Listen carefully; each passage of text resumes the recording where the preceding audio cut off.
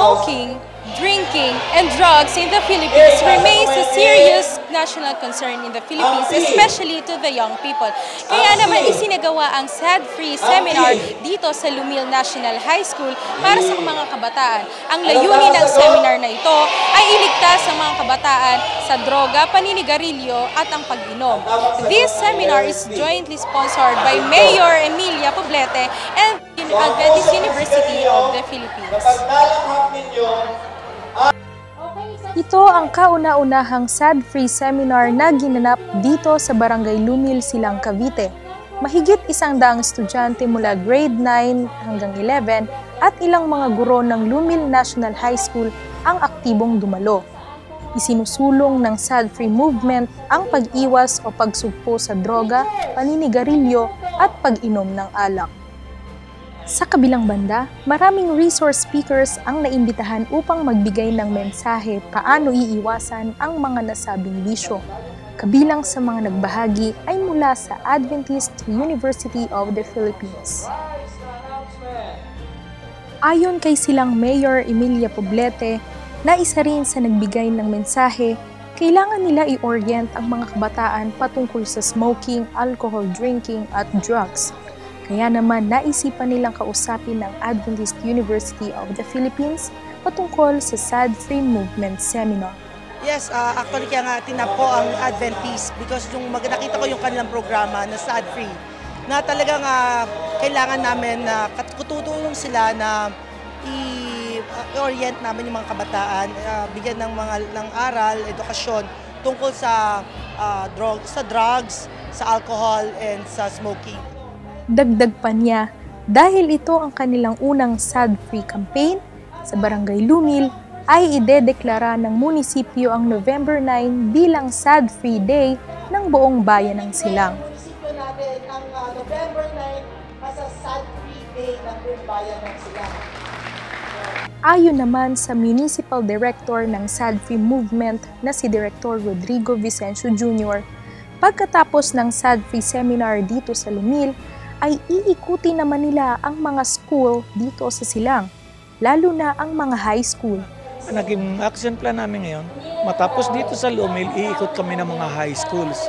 Una kasi high school, kasi ang mga utak ng mga bata na adolescent, volatile yan, fragile eh.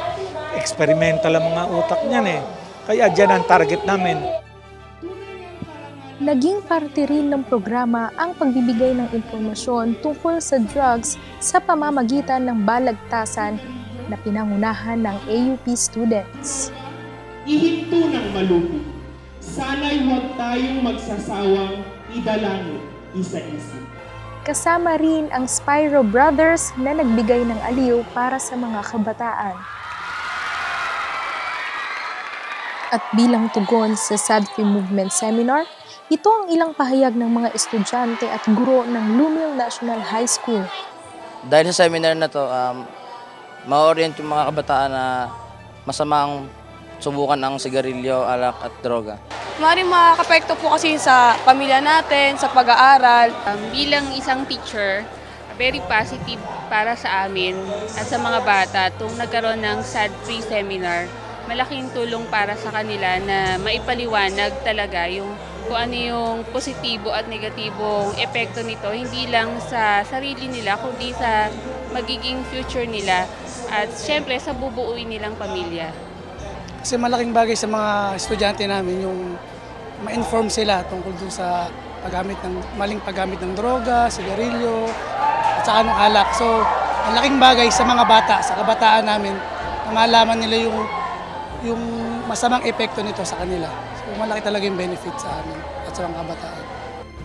Ayon sa organizer at national director ng SAD-Free Movement na si Pastor Ron Henibago, nabuo ang SAD-Free dahil naging burden sa kanya kung papaano niya matutugunan ang pangangailangan ng komunidad. Ang SAD-Free Movement ay natayo o itinatag sapagkat mayroong naninigarilyo, umiinom at nagdodroga.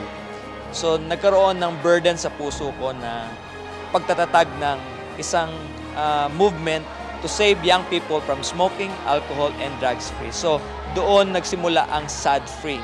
Ngayon naman, nandito tayo sa Silang. Ito ay isinilang, ayon niya kay Mayor Omil, November 9 is the SAD-free day in Silang. Then after this, lahat ng high school, 8 high school, pupuntahan ng SAD-free movement Silang.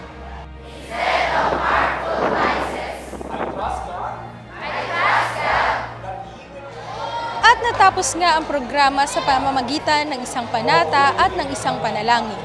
Ito ay simula pa lamang ng malawak na pagpulong o pagsugpo ng droga sa paggamit ng sigarilyo at pag-inom ng alak.